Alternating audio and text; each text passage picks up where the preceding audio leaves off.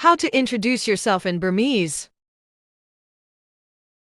ကျမနာမည်ကအေးအေးပါကျမနာမည်ကအေးအေးပါ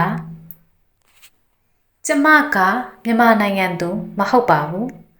ကျမကမြန်မာနိုင်ငံသူမဟုတ်ပါဘူးကျမကကျောင်းသူတစ်ယောက်ပါကျမကကျောင်းသူတစ်ယောက်ပါအလုပ်လုပ်တဲ့သူတစ်ယောက်ပါအလုပ်လုပ်တဲ့သူတစ်ယောက်ပါအသက်က28နှစ်ပါအသက်က28နှစ်ပါမြန်မာစာကိုလေ့လာနေပါတယ်မြန်မာစာကိုလေ့လာနေပါတယ်တွေ့ရတာဝမ်းသာပါတယ်တွေ့ရတာဝမ်းသာပါတယ်နေကောင်းလားနေကောင်းလားနေကောင်းပါတယ်နေကောင်းပါတယ်ရှင်ရောရှင်ရော